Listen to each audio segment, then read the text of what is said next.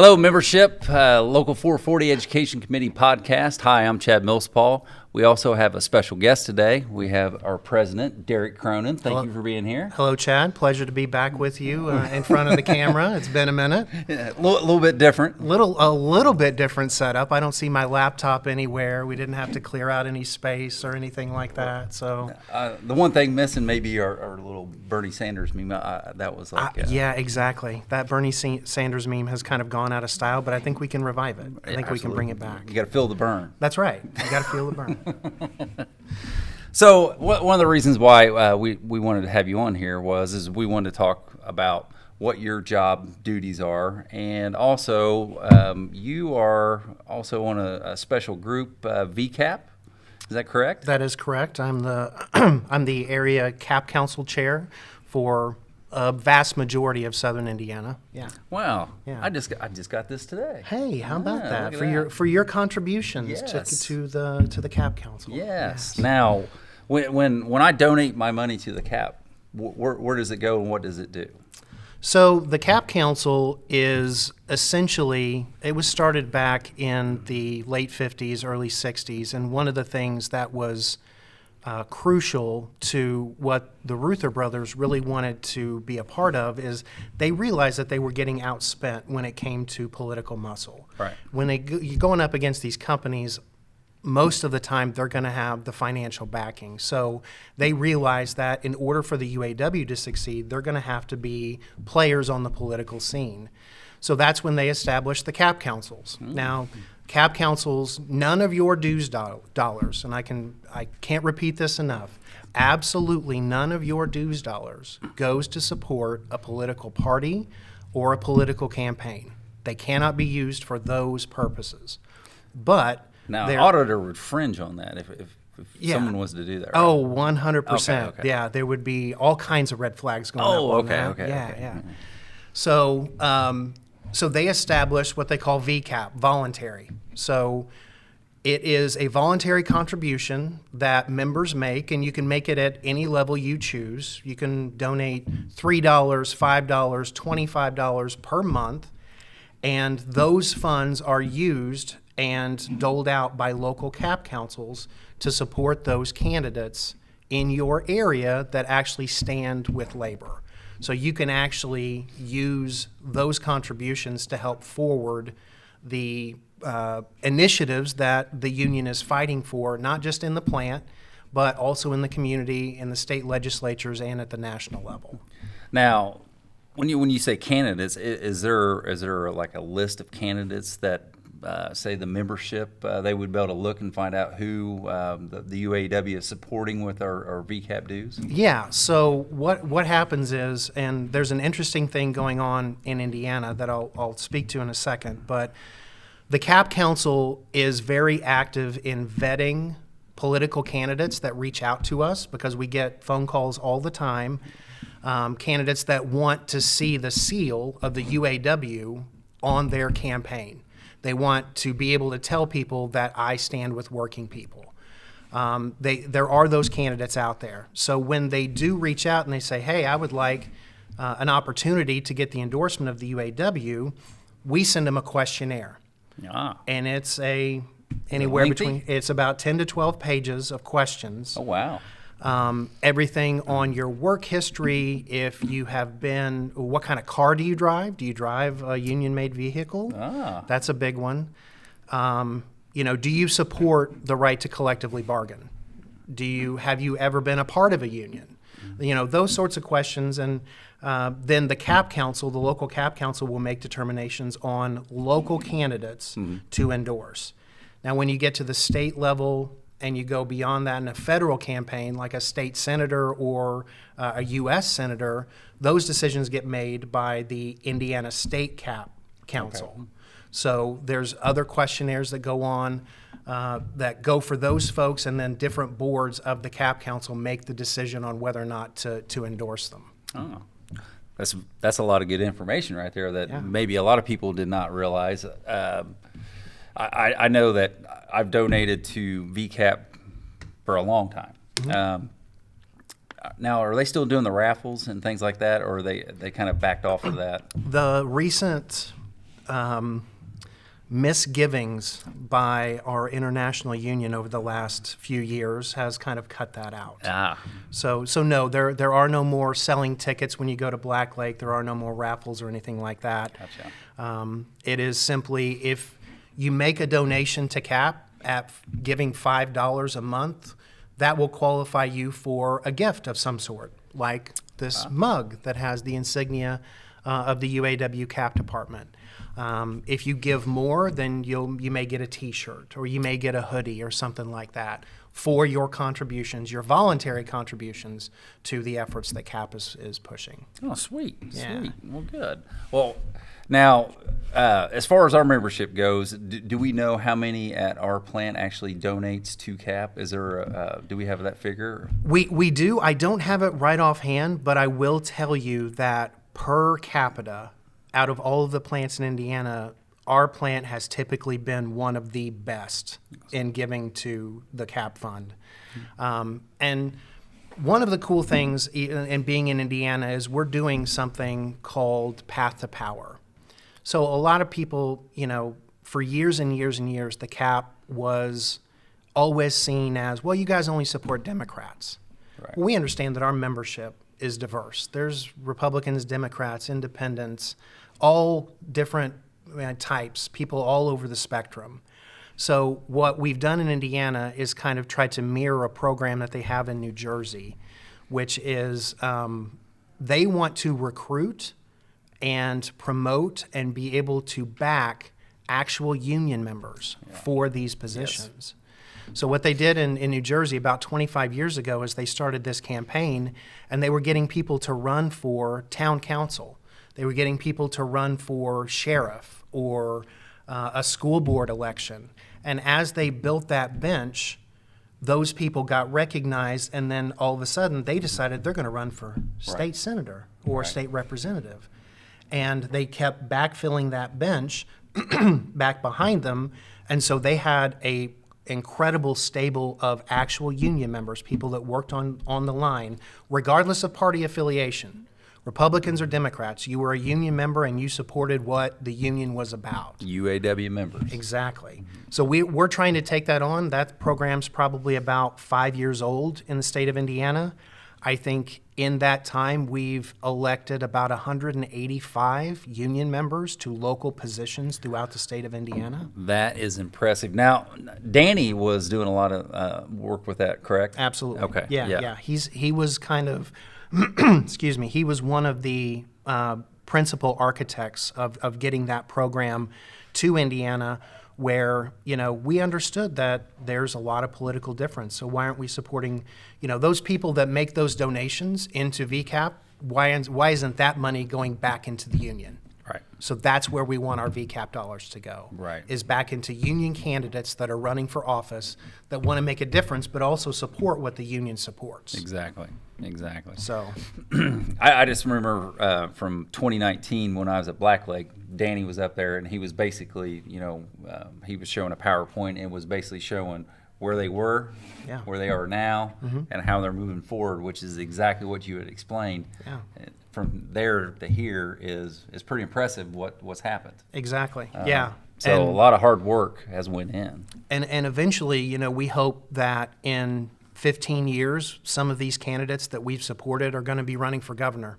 Right. And I can't understate, especially kind of going through what we just went through with the strike, how important it is to have that political backing, to have the support of your political leaders, not only when they're pushing legislation or supporting or voting on things that will impact your checkbook, that could directly contradict what we fight for in our contracts. Yeah. But, also, as we went into this last strike, I was having conversations with the sheriff and with the mayor to make sure that, we were on the same page about what would happen. Right. And we have a supportive mayor here in Bedford, thank goodness.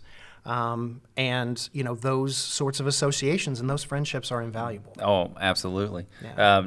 Just from the strike in 2019, we had a slight altercation where the company had called the police on us, and the Bedford Police Department was very nice.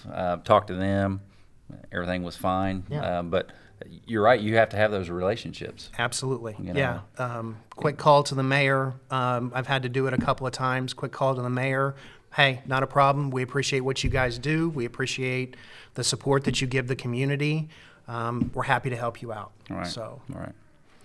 Well, I think that was a good piece of information for the membership to kind of digest on VCAP and what it means and what it does. And, you know, hopefully we get all our members to donate for it. That's what the goal is. And I think it's a big push because, like I said, we do have a diverse political spectrum in the plant for people to understand. It has nothing to do with DRR. In the state of Indiana, Right. we are sending those VCAP dollars to support union members who are running for political office. With that questionnaire, and that's going to decide everything Exactly. when you send that. So whether you're a D, an R, an I, it doesn't matter. It's what you basically wrote down in the questionnaire and how you answered those questions. Exactly. Perfect. 100%. Perfect. 100%. So something else that you know, members may not know what all you do. I mean, that's just one aspect of what you do. But as far as, you know, you being a president, is it just, you know, hey, you come down here, you do union meetings, and then you get to sit in the air conditioning office for, you know, 3 years? Is that how it works? 'Cause, you know, you hear that on the floor, and it's kind of like, if people only knew maybe a little bit about maybe what you do compared to maybe what they think they know about what you do. Yeah, so constitutionally, my top responsibility is to preside over any and all meetings of the local union. So that's when you see, that's kind of the most public form of my duties. But also to sign checks, to be in charge of the treasury of the local, to make sure our funds are in order, working with the financial secretary and our bookkeeper to make sure that all of our funds are in order. We're going to pass all the audits, do it legally right, everything. We've got great people that help that, but that's also part of my responsibility. And then, you know, there's other aspects of it, like, you know, I'm the next person up for Caravan. So if Caravan has a chairman in plant, if they have an issue, you know, for the General Motors side, it would go to the shop chairman, then it would go out of the plant if there was an issue. But for Caravan, if their shop chairman has an issue, they come to me. So I actually had a couple conversations with Caravan just today on some issues that were going on. Right. So I am their bargaining resource when it comes to stuff like that. And, you know, a lot of it is in dealing with, you know, the committees, trying to make sure that the committees have what they want. Right. Everything that they need to be successful. Part of my philosophy is I want to empower others. I want to be the resource that empowers others to build them up. So when I want the committees to have the freedom to do what they want to do, things like this. This is incredible. Like, I know this has kind of been on a wish list of yours for a while, and the fact that we can actually bring it to fruition is just incredible. You guys have done amazing things, and I see myself as just the resource to make sure you guys can do what you want to bring this to life. The Women's Committee is just next door, and you know, she's brought a couple of ideas to me. So there's things that I work on for them on a daily basis. So yeah, there's a lot that goes into it outside of just presiding over the union meetings and signing checks. Right. Maybe political things that you do outside of here. Yeah. Have you probably been in the State House a few times, I'm guessing? I have. Yes, I have. Advocating just on behalf of working people, being in that pipeline of what CAP does. That is a big part of advocating on behalf of the local and on behalf of all unions. Right. Yeah. And, you know, when we talk about Caravan, I remember you coming in on weekends when you weren't scheduled to work and still coming in to do work for the union, which a lot of people may not realize that there's a lot of volunteer work that you do as well, that, you know, it's just not, you know, hey, I get elected and, you know, I get plethora of overtime and all this. That's not how it works, type thing. But also, you come back and you do things on your own time to help make things better. Yeah, and again, that's the goal, is that there are so many people that are putting in their time and their effort on projects that are befitting what we do as a union, who we are as a union, that I want to make sure that they have everything they need. I want to be the resource and the support, because there are people that are working hard, and being in a position where you can render that help to them is invaluable. It's incredible, because like I said, there's a lot of incredible things going on with different committees and people volunteering, new people getting involved. I want to raise that as high as it possibly can. Absolutely, absolutely. And you know, from where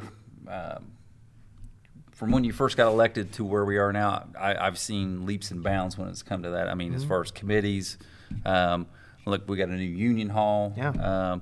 You know, a lot of things to build on. So I really appreciate all the things that you have done so far, and I look forward to seeing more things through you. But there's also some things coming up. So I hear we have a tentative agreement. We do. This was late Thursday. Our bargaining team. So, as the president, the bargaining side is left to the shop committee and the shop chair. But when it comes to bargaining the local agreement, most of the time, I've not known it not to happen. But the shop chair invites the president to be a part of that bargaining team, and Scott was kind enough, and you were kind enough to invite me in on those proceedings. So last Thursday we got a tentative agreement. Well, good. So that's good. And I believe we are the second local in General Motors to have gotten a tentative agreement. So, wow! Yeah, wow, that's impressive. It is. It is. Ah. There's still some things to be working out.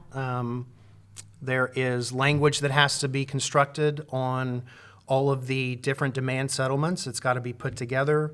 The shop committee has to go over it, make sure everything lines up with what we actually agreed to, putting a highlight package together, putting a rollout meeting together, finding a way to get that information to the membership, and then ultimately have a vote sometime in the next probably 4 to 6 weeks. Okay.